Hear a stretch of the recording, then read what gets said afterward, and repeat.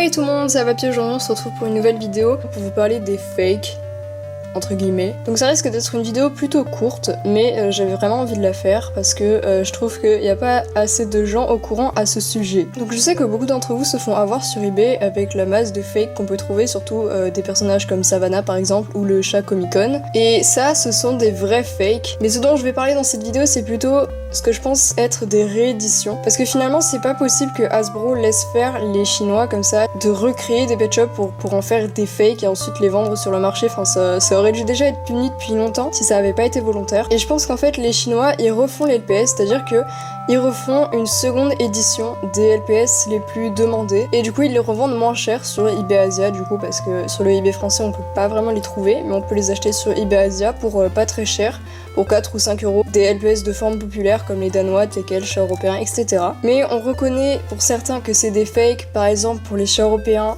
qui ont moins de joues, en fait, comme s'ils n'avaient pas de joues. Donc ça, en fait, ce sont des secondes éditions qui ont été refaites par les Chinois. Mais techniquement, ce ne sont pas des fakes, ce sont des rééditions, des LPS qu'on a déjà eu auparavant en magasin, mais qui commencent à dater. Et du coup, ils savent que ça va marcher, enfin, ils vont pas rééditer des LPS comme des furets ou des ratons laveurs parce que souvent, c'est les LPS qui marchent moins bien.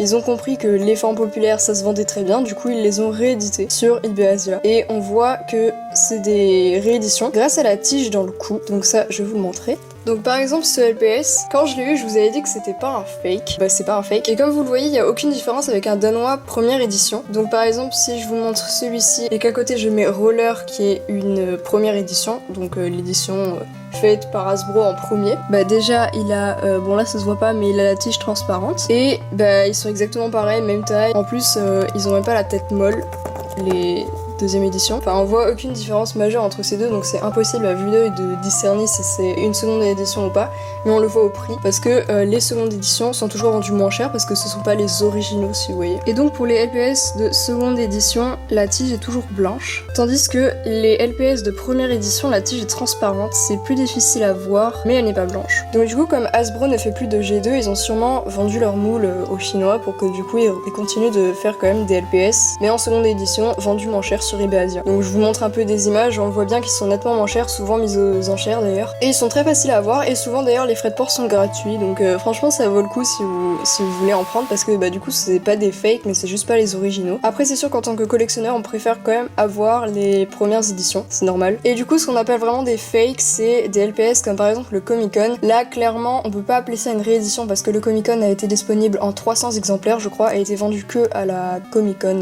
Et il a été réédité une fois à une convention à Singapour et là c'est la seule fois où il a été réédité, donc un peu différent, je crois que c'est au niveau de la mèche qui est un peu décalé par rapport à la première édition, mais c'est toujours un original. Du coup ce fait par les Chinois, clairement on peut appeler ça des fakes parce qu'on refait pas des LPS qui ont été disponibles qu'en peu d'exemplaires, que là du coup ils sont à exemplaires infinis. Du coup ils perdent énormément de valeur, donc là je vous mets une comparaison. Par exemple Savannah c'est le LPS le plus refait et là clairement c'est des fakes, on le voit parce que les moules c'est quasiment pas les mêmes en fait, la peinture elle est moche, enfin clairement on reconnaît clairement que c'est un fake. Un autre point que je voulais aborder dans cette vidéo, c'était par rapport au collet que j'avais eu de Luan il y a pas très longtemps. C'est celui-ci et en fait il n'a pas d'aimant, alors que certaines personnes qui l'ont, il a un aimant bleu. Et ça c'est simple en fait, c'est parce que vous savez, quand Hasbro il sort des LPS, ils les font pendant plusieurs années à la suite et à un moment Hasbro ils ont enlevé les aimants des LPS. Donc ils sont passés des aimants roses à aimants bleus et ensuite des aimants bleus à un trou.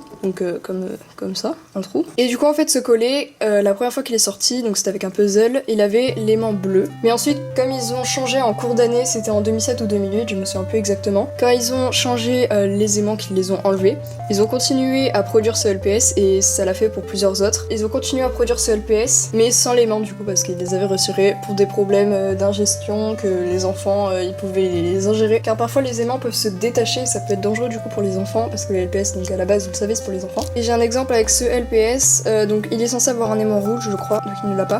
Et quand on le secoue, On entend qu'en fait son aimant est dans la tête, donc ça c'est une erreur de fabrication. Mais sinon on peut avoir des LPS juste qui n'ont plus d'aimant, mais qui n'est pas dans la tête. Mais voilà, ça c'est par exemple une erreur de fabrication. Et donc du coup il y a aussi des LPS, du coup en restant sur le truc des aimants, qui ont été édités plusieurs fois. Donc quand ils avaient l'aimant rouge et qui sont passés au bleu, bah ils continuaient quand même d'être produits, parce que vous savez ils en produisent quand même pas mal. Il y en a même qui sont réédités pour aller dans plusieurs boîtes, comme par exemple Socha qui a apparu dans énormément de packs différents. Donc il a été en single, en duo, enfin plein de packs différents. Et du coup l'exemple que j'ai avec les aimants qui sont passés du rouge au bleu, c'est cet écureuil donc que j'ai eu avec l'aimant rouge, et que plus tard je l'ai re-eu, sauf que là il avait l'aimant bleu, et c'est parce que il a été produit après le changement d'aimant. Donc l'aimant ne veut rien dire, ça veut pas dire que c'est un fake ou quoi, c'est un vrai LPS. C'est juste que si votre LPS a pas d'aimant, c'est juste que soit c'est une erreur de fabrication, soit il a été produit au moment où les aimants ont disparu. Et donc juste petit fun fact